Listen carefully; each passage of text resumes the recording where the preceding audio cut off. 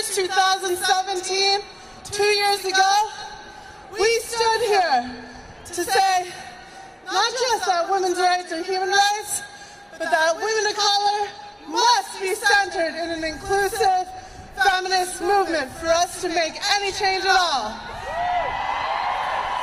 And you know what?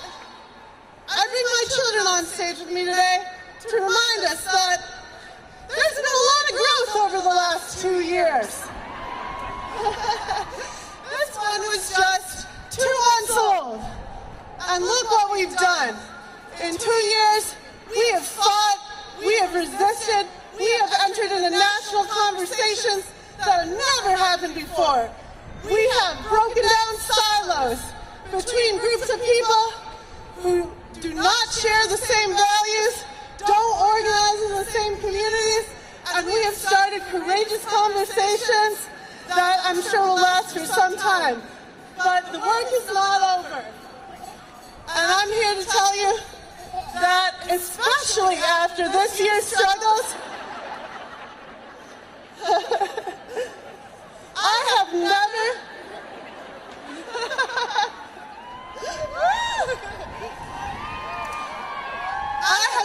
been more proud to bring my family with me on this journey, and y'all, and I have never been more proud to be led by women of color.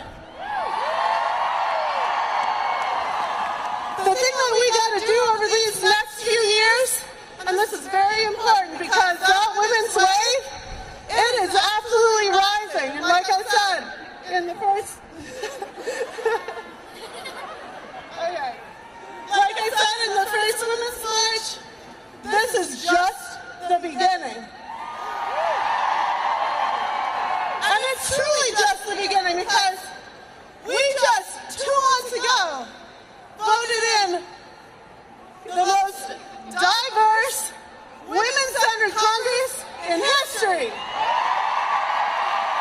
And when I say we, I mean literally every single one of us in this audience and around the world. Because we're not just marching here in Washington, D.C. We have over 300 marches across the nation today.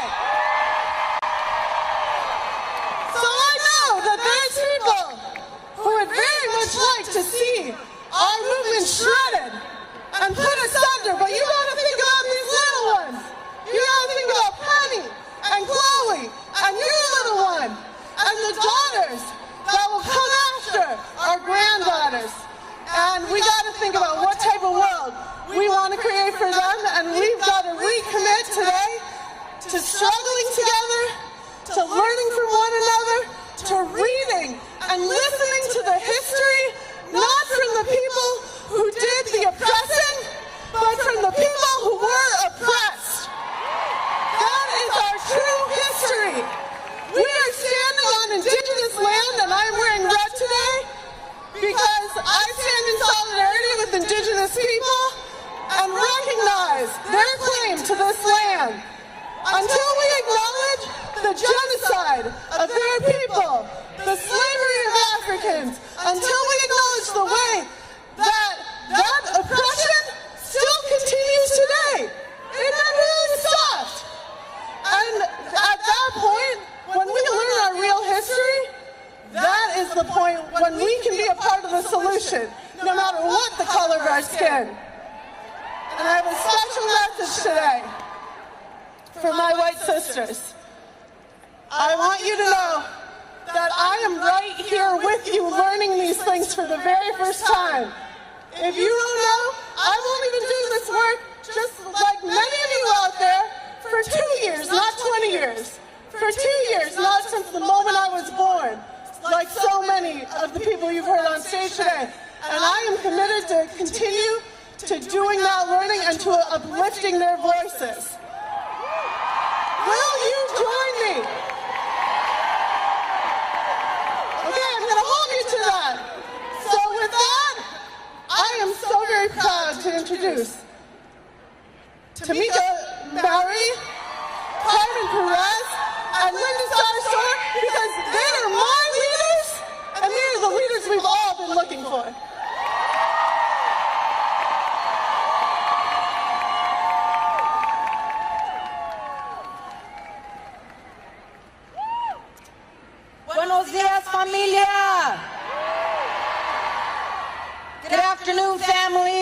My name is Carmen Perez-Jordan, and I'm extremely proud as one of the original co-chairs of the Women's March to welcome the Women's Wave.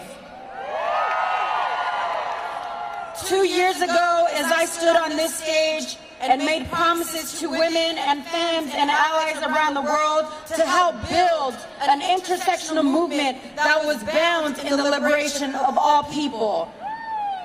I shared on that day how Dr. King spoke of the power of being maladjusted to an unjust society.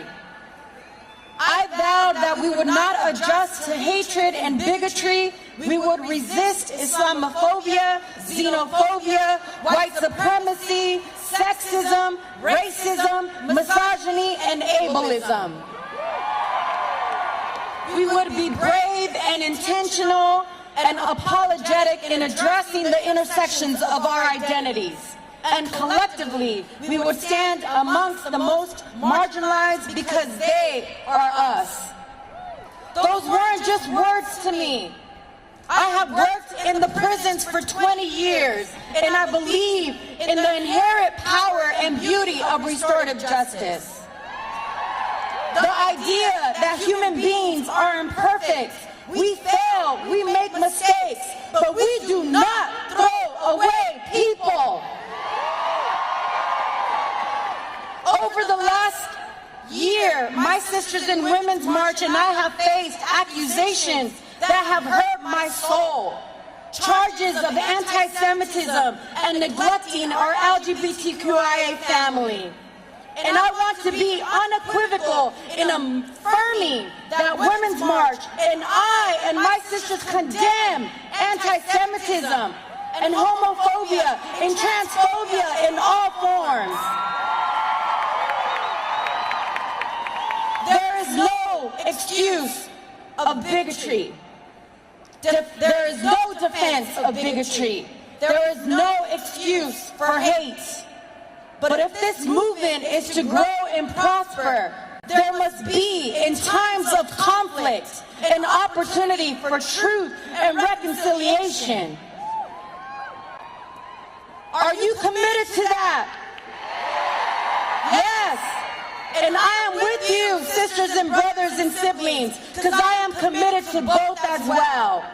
I vow to anyone who doubts their place in the Women's March, you are welcome here. I vow to Jewish women, there is a place at the table for you. I vow that we will work together and harder to fight against ableism and all forms of discrimination. I stand here as a Chicana, Mexican-American woman with indigenous roots in all my different identities, proud of the work we've accomplished together in the Women's March. You all showed up. We elected hundreds of women, and together we will win. Now I stand even more committed to dedicating my life to building the beloved community that Dr. King dreamt of. Are you with me? The next step in this evolution of our revolution is the Women's Agenda. Women's Agenda will give clear marching orders to every grassroots activist in this nation and establish a solid platform on which truly progressive candidates could run and win in 2020. This is our blueprint for action in 2019 and beyond. But I want to leave you with this. I love this country just as much as I love anyone. I love the passed out sunsets in California, the rolling hills in Tennessee, the ungodly buildings of New York, and the country roads of West Virginia. But most of all, I love my people. I love the people that are the fabric that make up this great tapestry that is America. It's the 310 million stories that paint this once black canvas and the tens of millions of stories that came before them. It's in the people where we find our shared values, not in our politics, not through our laws. It's in each other where we find our hope. So I want you all to remember that the person who doesn't look like you or vote like you is still part of arguably the greatest experiment in history. And the only way we leave this place better for our children is to respect one another. Treat your neighbor as you would want to be treated. Listen to each other and find a way to work together on making this country what we all dream that it could be. Thank you. Y que viva la mujer.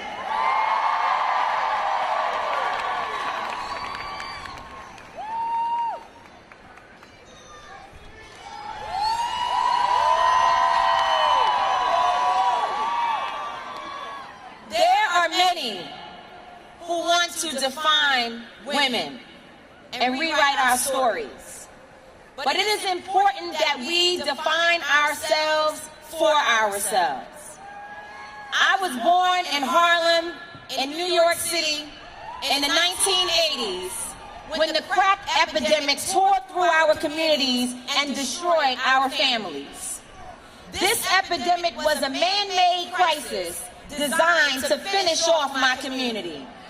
My mother and father steered our family the best that they could, utilizing the Black freedom movement as our only source of survival. Through my eyes, I have watched friends gunned down. Through my eyes, I have watched families go hungry. Through my eyes, I have watched men leave on vacations behind bars. Very few people who don't look like me, and even some who do look like me, were there.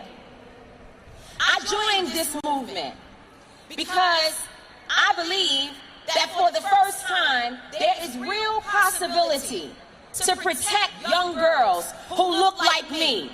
Young girls who are living with my circumstances, not in 1980, but in 2019. In 1851, Sojourner Truth asked the question, "Ain't I a woman?" She was at a women's convention in Akron, Ohio, with, I'm sure, a lot of women who did not look like her. Today, we ask a new question. The new question must be intersectionality for who? I ask this question as a Black woman who mourns the loss of 7-year-old Jasmine Barnes, who was killed in a gunfight that had nothing to do with her. I ask this question as a Black woman who feels the pain of Judge Glenda Hatchett's daughter-in-law who bled to death after a C-section because all records indicate that women with the best health insurance still cannot get the proper care in this country. I ask this question because 7-year-old Jacqueline Kale died at the border from dehydration. I ask this question on behalf of trans women who are the most targeted and the least protected in our society. And I have to imagine that Kimberly Crenshaw, when she conceived the term and the thought of intersectionality, was thinking about the stories that I have just told. To all my sisters, I see you. To my Muslim sisters, I see you. To my Latina sisters, I see you. To my Asian sisters, I see you. To my disabled sisters, I see you. And to my Jewish sisters, do not let anyone tell you who I am. I see all of you. I see you and I hear your pain. Whether you are a doctor or a sex worker, or one of the 800,000 furlough workers who have not received their paychecks, I see you. And to my Black sisters.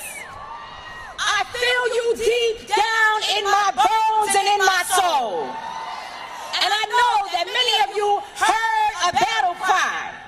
You didn't know if I was okay, so you came, and you called, and you text, and you tweeted.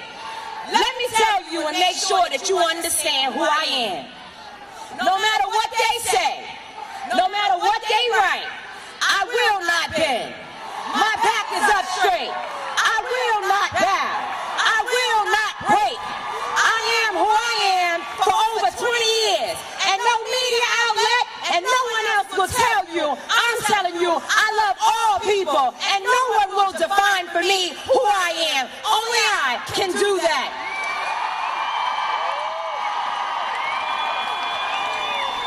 And let me say this last thing. They asked me, what are you going to do? How are you going to handle this situation? I came to the Women's March and I brought people with me who were not coming before I made the call.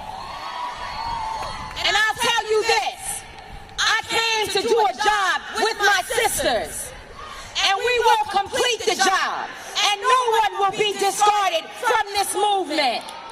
We will stand together. We will love one another. We will protect one another. We have nothing to lose but our chains. God bless you. Go in peace.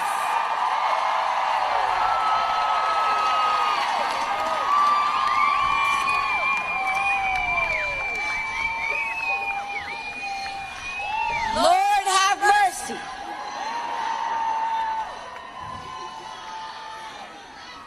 Give it up one more time for Tamika D. Mallory. Assalamu alaikum, my sisters and brothers. Linda Sarsour here, national organizer with the Women's March and the co-founder of Empower Change. Nothing has really changed in 2 years. I still stand before you unapologetically Muslim American, unapologetically Palestinian American, and unapologetically from Brooklyn, New York. We are in a very serious situation. And when we are in serious situations, I remember the words of great people. If you are not careful, the newspapers will have you hating the people who are being oppressed and loving the people who are doing the oppressing. The words of our dear brother, Malcolm X al-Hajj Malik Shabazz. Sisters and brothers, there are no perfect leaders. We are all flawed human beings. We should not be throwing stones from glass houses.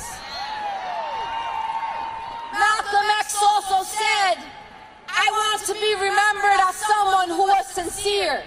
Even if I made mistakes, they were made in sincerity. If I was wrong in sincerity. I can deal with the person who was wrong as long as they were sincere. Sisters and brothers, we come to this movement not because we choose to come here. It's because we have to be here. Our communities are under attack by this administration. The media can talk about whatever controversy they want, but the real controversy is in the White House. What's controversial is a president and administration that cages children, that throws tear gas at human beings at the border, a president who wants to take back rights for LGBTQ people. What's controversial is our complicit support for a Saudi-led war in Yemen. Controversy is collusion with Russia. So if you want to talk about controversy, let's start talking about the real controversy. In 2017, we marched in the largest single-day demonstration in American history. A demonstration that was led by women of color. We declared to you in 2017 that we were going to win back the House in 2018. Not only did we win back the House, we put over 110 women in Congress. But that wasn't enough for us. We didn't just put any women in there. We made history. The first 2 Native American women. The first 2 Latinas from Texas. The first black women from Massachusetts. The youngest black woman in Congress. The youngest woman in Congress. 2 Muslim women in Congress. And my favorite of them all, the first Palestinian American woman in Congress. So we marched, and then we won back the House. Now we have work to do. We just unveiled a historic document. 40 years from now, you will get to say that you were alive when we unveiled a truly bold, intersectional, feminist agenda. Our agenda is not just about pay equity, because it's not enough for us just to get paid the same as men in this country. Our agenda is not just about reproductive rights, because we are more than that. Anything from Medicare for all, to ending the war in Yemen, to standing up for free speech and our constitutional right to boycott, divestment, and sanctions in these United States of America. Our agenda was written by over 60 women, directly impacted women, experts from issue areas across the country, from legacy organizations like the ACLU and Planned Parenthood to indigenous activists who work on environmental justice and reproductive rights. That agenda has the pain of broken and hurt people. It is a policy platform made of solutions. And I will say this to all of you. We don't listen to critics without credentials. The credentials are in this movement on the front lines. And when you're listening to the critics, ask yourself this question. Show me another woman-led, large mobilization force like us. And if there is an alternative to us, we're about to go organize with them. But it doesn't exist because it is here in Freedom Plaza. I will leave you with this quote that moves me and grounds me in the work that I do, by an Aboriginal woman named Leela Watson. She said, if you have come here to help me, you are wasting your time. But if you have come here because you believe that your liberation is bound up with mine, then let us work together.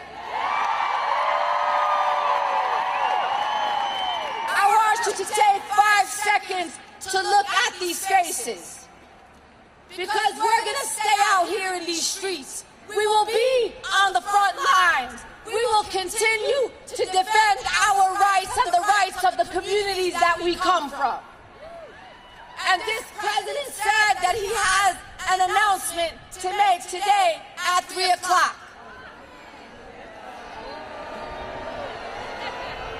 Just to be clear, and we want to declare it from the stage today, he wants to negotiate with us and the American people and with Congress. And I want to tell members of Congress to listen to me very carefully. You will not negotiate on the backs of immigrants, on the backs of people of color,